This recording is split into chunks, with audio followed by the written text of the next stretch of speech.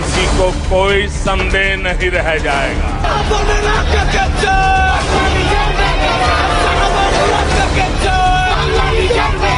बांग्ला को सोनार बांग्ला बनाएगा। बोलो दिल्ली को तो बेच दिया। ये खूब खेलना जानते हैं, इन्होंने खूब खेला भी है। खेला होवे, देखा होवे, जेता होवे। आज मेरे साथ देखिए बैटल ऑफ बंगाल में सियासत के सुपर संडे का सुपर शो। कोलकाता के ब्रिगेड ग्राउंड में प्रधानमंत्री नरेंद्र मोदी ने सीएम ममता बनर्जी के खिलाफ हुंकार भरा और मिठुन दा बीजेपी के रथ पर हुए सवार। किसने साझा किया पीएम मोदी का मंच और कैसे पीएम ने ममता सरकार को दिया सियासी पंच। बंगाल के ब्रिगेड ग्राउंड से मेरे साथ पूरा अपडेट। भारत माता की, भारत माता की, भारत माता की। भ्रष्टाचार, गोलाबाजी, ये बंगाल की आवाज है दीदी। जो हमसे टकराता है वो चूर चूर हो जाता है। मोदी की महारैली के जवाब में मुख्यमंत्री ममता बनर्जी की पद यात्रा। कोलकाता से सिलीगुड़ी तक कैसे चुनावी रंग बदला, किस ने बदला पाला और कौन है पाला बदलने वाला। किन मुद्दों पर बंगाल में पड़ेगा वोट और इस बार कौन किसको देगा चोट। जय श्री राम के नाम पर चुनावी बैतरणी में किसकी नैया होगी पार और कौन होगा हुगली में जीत की नाव पे सवार। बंगाल बैटल से पूरा विश्लेषण देखिए आज मेरे संग। अब ये नहीं चलेगा, अब ये खेल नहीं चलेगा। झूठ बोले कौवा काटे। अब हर तरफ से एक ही आवाज है, टीएमसी का खेला शेष। परिवर्तन दिल्ली में होगा, आपका जाना पड़ेगा। चुनावी तारीखों के ऐलान के बाद बंगाल में क्या क्या हुआ, कौन है बंग के जंग का चुनावी चेहरा, कौन बिगाड़ेगा किसका खेल, कौन करेगा किससे मेल। ममता का नंदीग्राम और शुभेंदु का चुनावी ग्राउंड, खैला ओबे से लेकर माटी, मानुस और मुसलमान तक पूरी चुनावी उठापटक। Prime time exclusive Bengal special.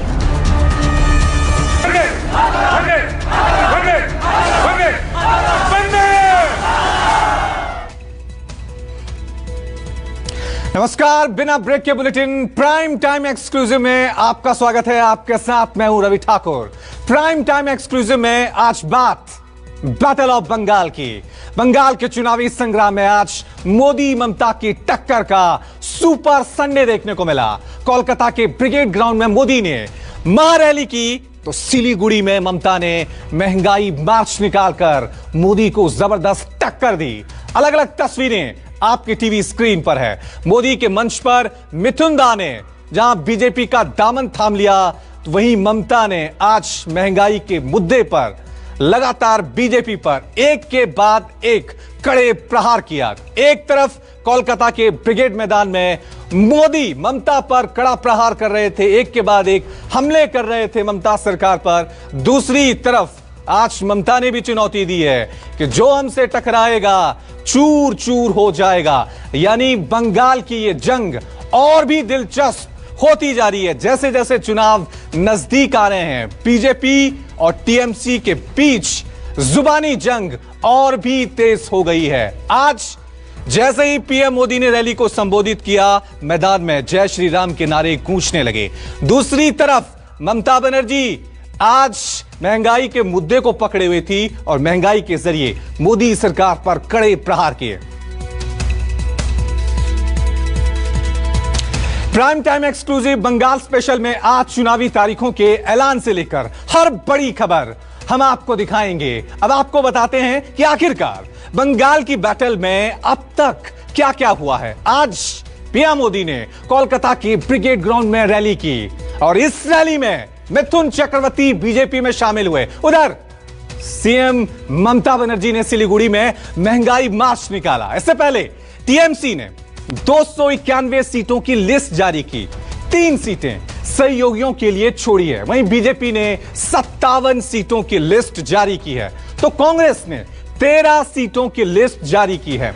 TMC नेताओं के बीजेपी में जाने का सिलसिला लगातार जारी है। अब भी टीएमसी नेता दिनेश त्रिवेदी बीजेपी में शामिल हुए, क्रिकेटर मनोज तिवारी टीएमसी में शामिल हुए। सीएम ममता बनर्जी ने ऐलान किया कि वह इस बार नंदीग्राम से चुनाव लड़ेंगी। वहीं बीजेपी से शुभेंदु अधिकारी ममता को नंदीग्राम में टक्कर देंगे और उन्होंने भी जीत का दावा किया है।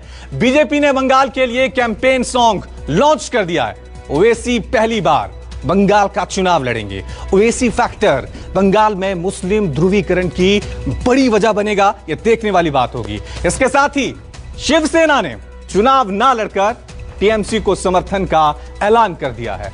यानी एक के बाद एक पश्चिम बंगाल की सियासत में नए नए घटनाक्रम देखने को मिल रहे हैं। पीएम मोदी ने कोलकाता के ब्रिगेड ग्राउंड से ममता के खिलाफ हुंकार भरी तो ममता ने सिलीगुड़ी में अपने मन से मोदी पर पलटवार किया। सियासत के सुपर संडे में दोनों के बीच जमकर जुबानी जंग चली। गरीबों को लूटा गया है, बंगाल की संपदा को लूटा गया है। आपने क्या बाकी छोड़ा है? यहां तो अम्फान पीड़ितों के लिए भेजी गई राहत भी लूट ली गई।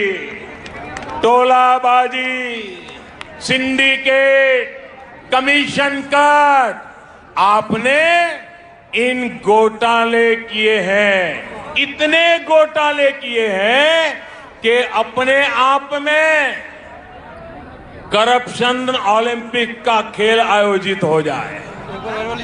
उजाला गैस कहा गया? उजाला का रोशनी कहा गया? कैग रिपोर्ट में भी बोला कि उजाला में स्कैंडल हुआ। उजाला में आपका आदमी सब खा लिया, गड़बड़ किया, तोलाबाजी खाली नहीं किया, कोटि कोटि रुपया खा लिया। Syndicate, what syndicate? India knows only one syndicate, that is Narendra Modi or Amit Shah. There is no other syndicate. आइए अब आपको बंगाल का चुनावी कैलेंडर दिखा देते हैं। 8 चरणों में कब कब कितनी सीटों पर वोटिंग होनी है। तो बंगाल में आपको बता दें कि 8 चरणों में चुनाव होने हैं। इसमें 27 मार्च को पहले फेज की वोटिंग होगी और 30 सीटों पर वोट डाले जाएंगे। 1 अप्रैल को दूसरे चरण का मतदान होगा और इस वक्त 30 सीटों पर वोट डाले जाएंगे।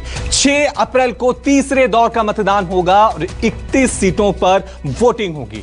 10 अप्रैल को चौथे चरण में 44 सीटों पर वोटिंग डाली जाएगी। वहीं 5वें चरण में यानी 17 अप्रैल को 45 सीटों पर मतदाता वोट डालने जाएंगे। वहीं छठा चरण 22 अप्रैल को होगा, इसमें 43 सीटों पर वोटिंग होगी और 7वें दौर में 26 अप्रैल को 36 सीटों पर वोट डाले जाएंगे और आखिर में यानी 8वें चरण में 29 अप्रैल को 35 सीटों पर मतदाता अपने मताधिकार का इस्तेमाल करेंगे। नतीजे 2 मई को घोषित होंगे, यानी तारीख तय हो चुकी है, जंग शुरू हो चुकी है। अब देखना यह है कि नतीजे क्या आते हैं। बैटल ऑफ बंगाल में नंदीग्राम की सीट सबसे हाई प्रोफाइल सीट बन गई है। इस सीट पर ममता बनर्जी ने चुनाव लड़ने का ऐलान किया है। उधर ममता को टक्कर देने के लिए शुभेंदु अधिकारी मैदान में हैं। ममता ने इस बार भवानीपुर सीट छोड़कर नंदीग्राम से चुनाव लड़ने का ऐलान किया। शुभेंदु ममता के पूर्व सहयोगी रहे हैं और टीएमसी छोड़कर बीजेपी में आए हैं। ममता बनर्जी ने नंदीग्राम आंदोलन के जरिए ही लेफ्ट सरकार का तख्ता पलट किया। वहीं शुभेंदु ममता सरकार में नंबर 2 पोजीशन पर थे। 18 जनवरी को ममता ने नंदीग्राम में रैली की। शुभेंदु नंदीग्राम आंदोलन के सूत्रधार रहे हैं। नंदीग्राम में 35 से 40% आबादी मुस्लिम वोटर्स की है। वहीं नंदीग्राम आंदोलन के दौरान शुभेंदु अधिकारी भूमि अधिग्रहण के खिलाफ आंदोलन का चेहरा रहे हैं। इस इलाके में बड़ी संख्या में दलित आबादी भी है, जिसे टीएमसी का वोटर माना जाता है। इसके साथ ही अधिकारी परिवार का पूर्व मेदिनीपुर, पश्चिम मेदिनीपुर में काफी प्रभाव रहा है। वहीं मोदी के मंच पर मिथुन चक्रवर्ती ने भी बीजेपी का दामन थाम लिया। मिथुन आज बीजेपी में शामिल हो गए हैं। इस दौरान रैली को संबोधित करते हुए उन्होंने क्या कहा, आइए आपको सुनाते हैं। आमी जल ढोड़ाओ नई, बेले बोड़ाओ नई, आमी एकटा कोबरा, गोखरो आमी। बंगाल पंजाब में जमकर दल बदल का खेल जारी है। टीएमसी के साथ साथ कई पार्टी के नेताओं ने बीजेपी का दामन थाम लिया है। आइए आपको दिखाते हैं आखिर कौन कौन से बड़े चेहरे बीजेपी में शामिल हुए हैं। पूर्व रेल मंत्री और टीएमसी सांसद रहे दिनेश त्रिवेदी बीजेपी में शामिल हो गए हैं। ममता सरकार में कैबिनेट मंत्री रहे शुभेंदु अधिकारी ने भी बीजेपी का दामन थाम लिया है। टीएमसी सांसद सुनील कुमार मंडल भी पाला बदलकर बीजेपी में आ गए हैं और साथ में टीएमसी विधायक रहे शील भद्र दत्ता ने भी बीजेपी की राह पकड़ ली है। और साथ में आपको बता दें कि टीएमसी विधायक बंशी दत्ता भी उन्होंने भी बीजेपी की राह पकड़ ली है। साथ में आपको यह भी जानना जरूरी है कि पूर्व टीएमसी विधायक श्यामा प्रसाद मुखर्जी भी ममता का साथ छोड़कर बीजेपी में आ गए हैं। वहीं कांग्रेस विधायक सुदीप मुखर्जी, कांग्रेस में भी दल बदल का खेल चला वहां पर। टीएमसी विधायक रही दीपाली विश्वास भी बीजेपी में आ गई हैं। इसके साथ ही और कौन कौन नाम है वो भी जानना बहुत जरूरी है। सजल पांजा ये भी बीजेपी में आ गए। इसके साथ ही शुक्र मुंडा इन्होंने भी बीजेपी की राह पकड़ ली। साथ में आपको बता दें तापसी मंडल ये भी बीजेपी के धारा प्रवाह में आ गई। और साथ में अशोक डिंडा क्रिकेटर हैं, इन्होंने भी बीजेपी पार्टी ही ज्वाइन की। साथ में विश्वजीत कुंडू ये भी बीजेपी में शामिल हो गए और दशरथ तिंके ने भी इन चुनावों में बीजेपी का दामन थाम लिया है। तो दल बदल का पूरा खेल हमने आपको समझा दिया है कि किस तरह से नेताओं ने पार्टियां बदली हैं, अपना मत बदला, अपना विचार बदला। वहीं ब्रिगेड ग्राउंड से ममता पर हमला बोलते हुए पीएम मोदी ने बंगाल में परिवर्तन की बात कही। वहीं सिलीगुड़ी में आपको बता दें कि ममता ने मोदी के इस वार का बखूबी जवाब दिया। बंगाल ने परिवर्तन के लिए ही ममता दीदी पर भरोसा किया था, लेकिन दीदी और उनके काडर ने आपका ये भरोसा तोड़ दिया, आपके सपनों को चूर चूर कर दिया। ये वो लोग हैं जिन्होंने बंगाल का विश्वास तोड़ा। इन लोगों ने बंगाल को अपमानित किया। বড় বড় ভাষণ দেন, এসে শুধু বলেন বাংলায় পরিবর্তন হোগা। আরে বাংলায় পরিবর্তন হবে না, বাংলায় তৃণমূল कांग्रेस থাকবে। পরিবর্তন দিল্লি में होगा, आपका जाना पड़ेगा।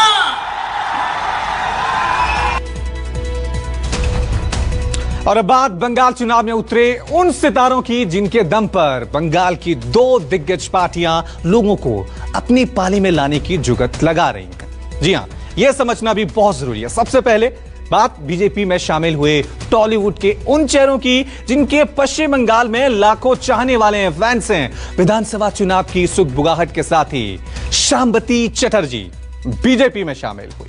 वहीं साथ में आपको बता दें कि बीजेपी ने पायल सरकार को भी अपने पाले में खींच लिया। यह भी बड़ा नाम है पश्चिम बंगाल में। सौमिली घोष ने बीजेपी का दामन थाम लिया। इनके अलावा अंजना बासु और पापिया अधिकारी और साथ में कंचना मोइत्रा ये तमाम कलाकार हैं। और रविवार को आपको बता दें देवाश्री भट्टाचार्य ने भी बीजेपी पार्टी की सदस्यता ग्रहण कर ली। टॉलीवुड जीत की गारंटी है, यह मंत्र ममता जानती हैं तो मोदी भी समझते हैं। यही वजह है कि ममता वाला खेला बीजेपी भी खुलकर खेल रही है। फिल्मी दुनिया आपको बता दें कि कई बड़े नाम पहले से ही बीजेपी के साथ मौजूद हैं, लेकिन कौन कौन से ऐसे बड़े नाम हैं सुनिए। बाबुल सुप्रियो, रूपा गांगुली और साथ में लॉकेट चटर्जी का नाम सबसे अव्वल है। ये तीनों फिलहाल बंगाल से सांसद हैं, यानी ये खेल पहले से ही चला आ रहा है।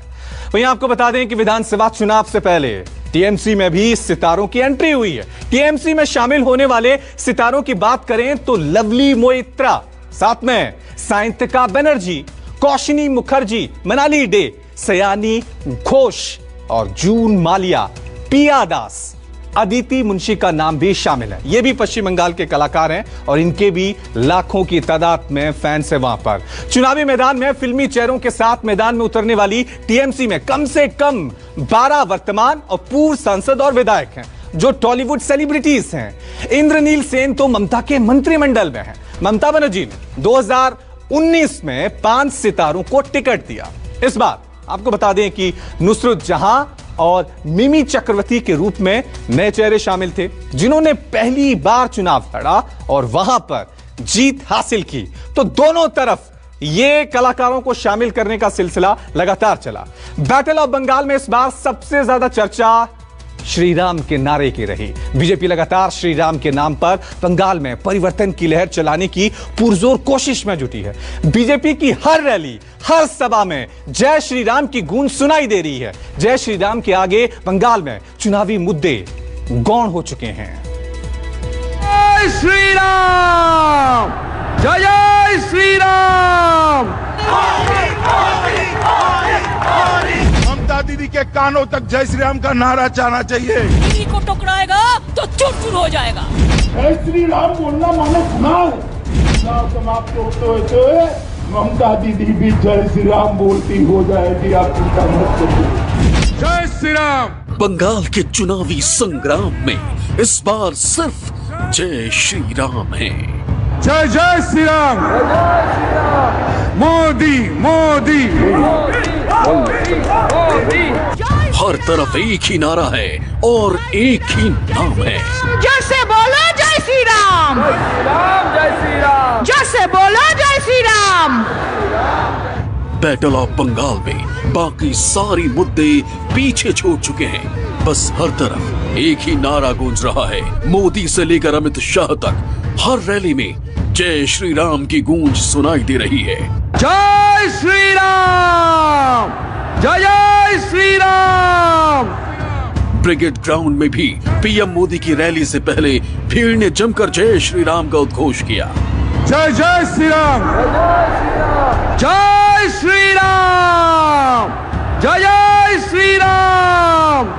बंगाल में जय श्री राम के नाम के सहारे परिवर्तन की लहर लाने के लिए पीएम मोदी ने 2019 के लोकसभा चुनाव में ही नींव रख दी थी। पश्चिम बंगाल में राम नाम लेना भी अपराध हो गया है क्या? अरे दीदी, राम जी के आगे अच्छे अच्छों का अहंकार चूर चूर हो गया। आपका अहंकार कहां तक ठहर पाएगा? अब इस बार के विधानसभा चुनाव में भी बीजेपी श्री राम नाम के सहारे चुनावी बैतरणी में गोता लगाना चाहती है। हर रैली, हर सभा के मंच पर वो इसका ट्रेलर भी दिखाती रही है। 23 जनवरी को नेताजी सुभाष चंद्र बोस की 125वीं जयंती के अवसर पर जब पीएम मोदी की मौजूदगी में सीएम ममता बनर्जी मंच पर पहुंची तो भीड़ ने जय श्री राम के नारे लगाने शुरू कर दिए।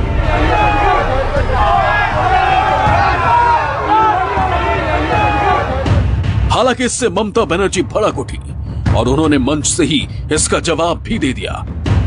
मेरे को तो लगता है कि गवर्नमेंट का प्रोग्राम का कोई डिग्निटी होना चाहिए। एक गवर्नमेंट का प्रोग्राम है, कोई पॉलिटिकल पार्टी का प्रोग्राम नहीं है। और पॉलिटिकल पार्टी का और गरम पब्लिक का प्रोग्राम है। किसी को आमंत्रण करके, निमंत्रित करके उसको बेइज्जत करना ये आपको शोभा नहीं देता। मैं फिर आप लोगों को कहेंगे, यही on protest of that I am not telling anything. जय हिंद, जय बांग्ला। हालांकि ये सिलसिला यही खत्म नहीं हुआ। इसके बाद गृह मंत्री अमित शाह ने अपने दौरे पर जय श्री राम का नारा लगाया। वो मठों और मंदिरों में भी गए। जब जब उन्हें मौका मिला वो जय श्री राम का उद्घोष करते नजर आए। जय श्री राम, जय जय श्री राम। मैं आपको वादा कराता हूँ, चुनाव समाप्त होते हुए ममता दीदी भी जय श्री राम बोलती हो जाएगी, आप चिंता मत करिए। जय श्री राम बोलना मानो गुनाह है। अरे ममता दीदी, बंगाल में जय श्री राम नहीं बोलना जाएगा तो कहाँ पाकिस्तान में बोला जाएगा क्या? ममता दीदी के कानों तक जय श्री राम का नारा जाना चाहिए। जय श्री राम, जय श्री राम। दीदी, जय श्री राम के नारे से आपका क्या अपमान होगा? बंगाल के अंदर माहौल ऐसा कर दिया कि जय श्री राम बोलना माने गुनाह है। जय श्री राम। अब देखना ये होगा कि जय श्री राम का नाम बंगाल की बैटल में बीजेपी के कितना काम आता है। क्या राम नाम के दम पर वो बंगाल में परिवर्तन का करिश्मा कर पाती है या फिर ममता के मां माटी और मानुष पर जनता जीत की मुहर लगाती है। जय श्री राम, जय जय Shri Ram. Bureau report, news 24। जय श्री राम, जय श्री राम, जय से बोलो जय श्री राम। जय श्री राम। आइए अब एक नजर उन मुद्दों पर डालते हैं। जी हां, आपको दिखाते हैं कि किस तरह से लोकसभा चुनाव का सीट समीकरण दिखाते हैं। उन मुद्दों की भी बात करेंगे कि किस तरह से इन चुनावों में ये मुद्दे हावी रहे और कौन से मुद्दे थे जिनका प्रचार में चर्चा तो नहीं है लेकिन वोटिंग में उनकी अहमियत बहुत जरूरी है। भ्रष्टाचार बंगाल के चुनाव में बड़ा मुद्दा है। बीजेपी लगातार ममता सरकार को घोटालों की सरकार बता रही है और साथ में स्थानीय बनाम पहाड़ी का मुद्दा भी बंगाल की बैटल में अहम भूमिका निभाएगा। बीजेपी ने इसे भुनाने की पुरजोर कोशिश की है। केंद्र बनाम राज्य की योजनाएं, बीजेपी लगातार ममता सरकार पर आरोप लगाती रही है कि वो केंद्र की योजनाओं को बंगाल में लागू नहीं करती हैं। इस मुद्दे पर भी इस बार बंगाल का चुनाव काफी मायने रखता है। महिला सशक्तिकरण, विकास और हिंदुत्व का फैक्टर भी बंगाल चुनाव में वोटरों को काफी प्रभावित कर सकता है। साथ में CAA, NRC, बीजेपी शुरू से ही इसे बड़ा मुद्दा बनाती रही। बंगाल से लेकर असम तक इसके जरिए बांग्लादेशी शरणार्थियों को अपने पाले में लाने की कोशिश कर रही है। इसके साथ ही आपको बता दें कि महंगाई के साथ साथ बंगाल में हिंसा भी इस बैटल का अहम फैक्टर रहा है। बंगाल में हिंसा का लंबा इतिहास रहा है। अक्सर बीजेपी TMC कार्यकर्ताओं के बीच झड़प की खबरें सामने आती रही हैं। अब देखना यह है कि जनता किन मुद्दों पर किस पार्टी को किस तरह से वोट देती है। बीजेपी सोनार बांग्ला के दम पर ममता सरकार को उखाड़ फेंकना चाहती है। वहीं बीजेपी के नेता सोनार बांग्ला बनाने का लगातार दावा भी कर रहे हैं। आज अपनी रैली में पीएम मोदी ने सोनार बांग्ला का जिक्र किया तो ममता ने पलटवार भी किया। लगातार हम आपको दिखा रहे हैं कि आज का दिन पश्चिम बंगाल की सियासत के लिए कितना महत्वपूर्ण रहा। आज जो ये जनसागर मौजूद है वो इस उम्मीद की, इस हौसले की जीती जागती तस्वीर है। बांग्ला चाय उन्नति, बांग्ला चाय शांति, बांग्ला चाय प्रगतिशील बांग्ला, बांग्ला चाय सोनार बांग्ला। बांग्ला को सोनार बांग्ला बनाएगा। बोलो दिल्ली को तो बेच दिया, दिल्ली का लाल किला को बेच दिया, कब ताजमहल को बेच देंगे, इंडियन रेलवे को बेच दिया, BSNL को बेच दिया, कोल इंडिया को बेच दिया, डिफेंस को बेच दिया, एयर इंडिया को बेच दिया। हाय कहा खाली इंडिया का नाम बदलना है आपका नाम पे, बाकी तो यही है। तो पश्चिम बंगाल में बीजेपी और TMC के बीच जंग जो है वो जबरदस्त होती जा रही है। दोनों तरफ से जुबानी जंग वहां पर चल रही है। एक एक विश्लेषण समीकरण हम आपको समझाने की कोशिश भी कर रहे हैं और इन तस्वीरों को हम आपको बार बार दिखा रहे हैं कि किस तरह से आज जब पीएम मोदी ब्रिगेड ग्राउंड में पहुंचे तो किस तरह से उन्होंने ममता सरकार पर कड़े प्रहार किए। दूसरी तरफ ममता बनर्जी आज सिलीगुड़ी में उन्होंने महंगाई के मुद्दे को लेकर मोदी सरकार पर प्रहार किए और चुनौती भी दी कि जो हमसे टकराएगा चूर चूर हो जाएगा। जबरदस्त जंग होती जा रही है। देखना यह है कि जब नतीजे आएंगे जीत किसे मिलेगी, लेकिन उससे पहले दोनों ही पार्टियां रणनीति बना रही हैं। ममता बनर्जी ने महंगाई को बड़ा मुद्दा बनाया है, वहीं दूसरी तरफ पीएम मोदी भी आज ममता सरकार पर कड़े प्रहार करते हुए नजर आए।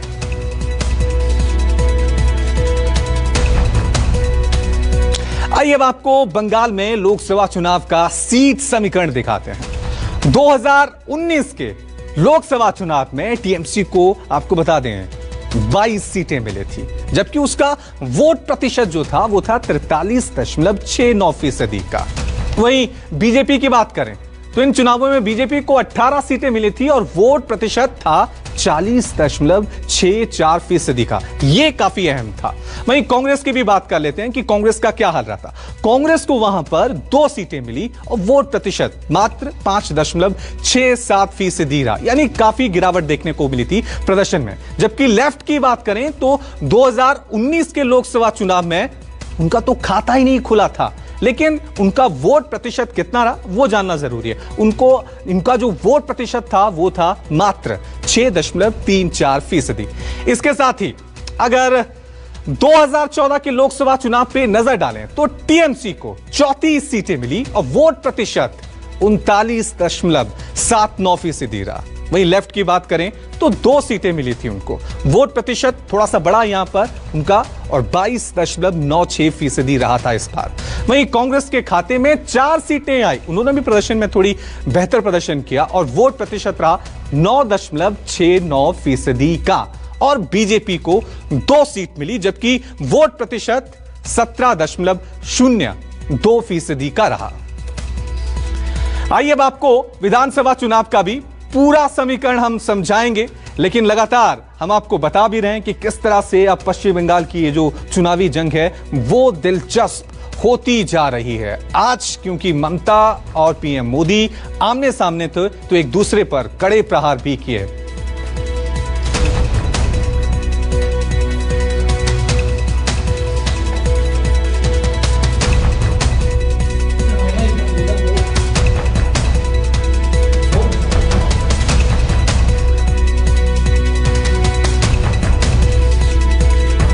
आइए आपको एक बार फिर समझा देते हैं कि चुनावी कैलेंडर जो है वो क्या है, यानी कि 8 चरणों में चुनाव होंगे तो क्या क्या तारीखें होंगी। तो चलिए आपको एक बार फिर विस्तार से बताते हैं कि पश्चिम बंगाल में 8 चरणों में चुनाव होने वाले हैं। इसमें 27 मार्च को पहले फेज की वोटिंग होगी और 30 सीटों पर वोट डाले जाएंगे। वहीं 1 अप्रैल को दूसरे चरण का मतदान होगा और 30 सीटों पर वोट डाले जाएंगे, यानी 6 अप्रैल को तीसरे दौर का मतदान होगा और इस बार 31 सीटों पर वोटिंग होगी। 10 अप्रैल को चौथे चरण में 44 सीटों पर मतदान होगा और 5वें चरण में 17 अप्रैल को 45 सीटों पर मतदाता वोट डालेंगे और जो छठा चरण होगा वो 22 अप्रैल को होगा और इसमें 43 सीटों पर वोटिंग होगी। और 7वें दौर की बात करें तो 26 अप्रैल को वोटिंग डाली जाएगी और 36 सीटों पर वोट डाले जाएंगे और आखिरी यानी 8वें चरण में यह तारीख है 29 अप्रैल की और इस वक्त 35 सीटों पर मतदाता अपने मताधिकार का इस्तेमाल करेंगे और नतीजों की बात करें तो 2 मई को ये सब घोषित होंगे। उस दिन पता लगेगा कि किसकी जीत हुई, क्या ममता एक बार फिर पश्चिम बंगाल की सत्ता में काबिज होगी या फिर पीएम मोदी यानी बीजेपी इतिहास रचेंगे पश्चिम बंगाल में।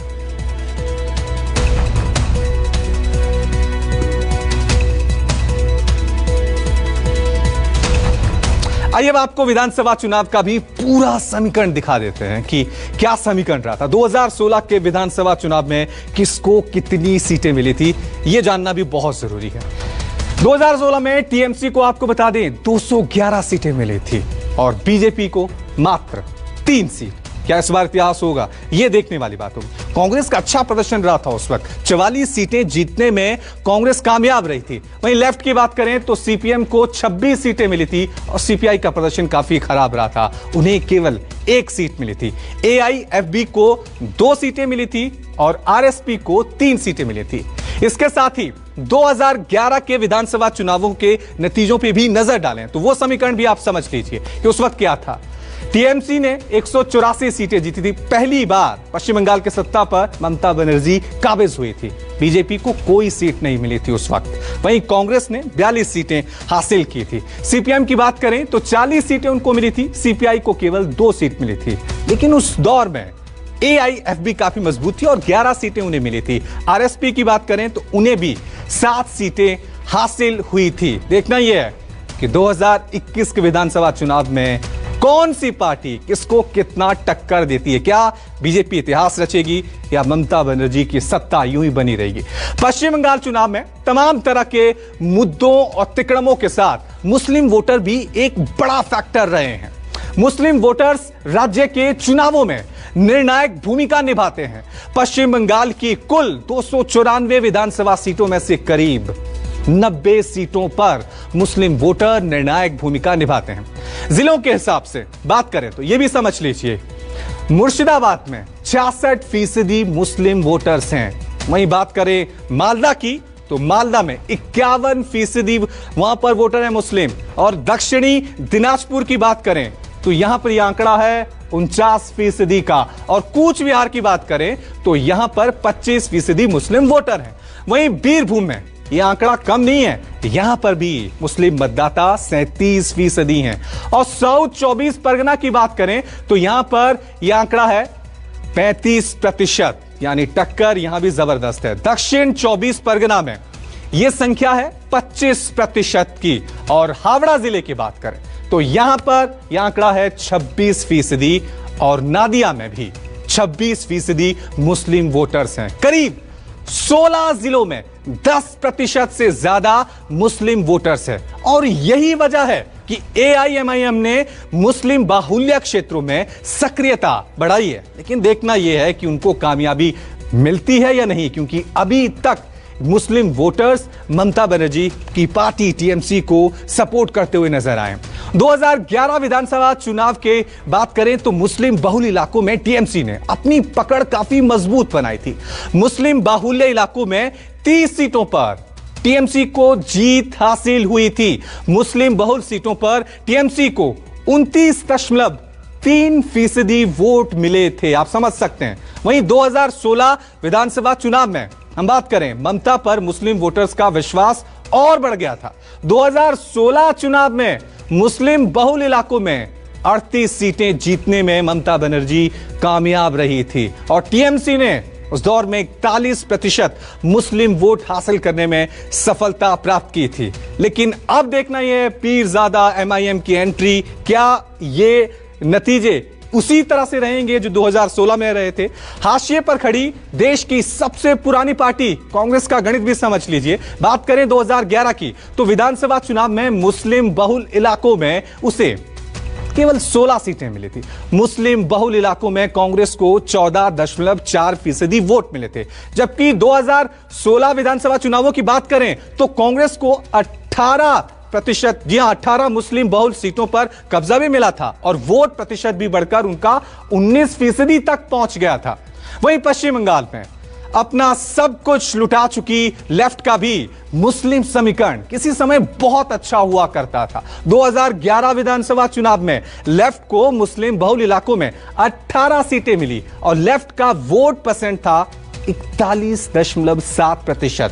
क्या यह दोबारा हो पाएगा, यह सोचने वाली बात है। वहीं 2016 चुनाव की बात करें तो लेफ्ट को 8 मुस्लिम बहुल इलाकों में जीत मिली थी, जबकि मुस्लिम बहुल इलाकों में लेफ्ट को 24% वोट ही मिले थे, क्योंकि ये तमाम वोटर्स हैं वो ममता की तरफ चले गए थे। तो आज हमने आपको पश्चिम बंगाल की सियासत का पूरा गणित समझाया, एक एक तरीके से पूरा विश्लेषण दिखाया है कि किस तरह से बीजेपी और TMC की यह जंग दिलचस्प होती जा रही है। तो प्राइम टाइम एक्सक्लूसिव में आज हमारे साथ इतना ही। एक छोटा सा ब्रेक ले रहे हैं, देखते रहिए News 24।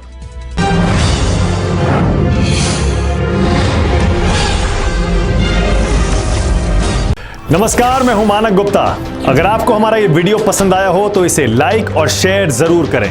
और हां, हमें सब्सक्राइब और फॉलो करना ना भूलें, ताकि आप देश और दुनिया की कोई खबर मिस ना करें। तो जुड़े रहिए हमारे साथ और देखते रहिए News 24।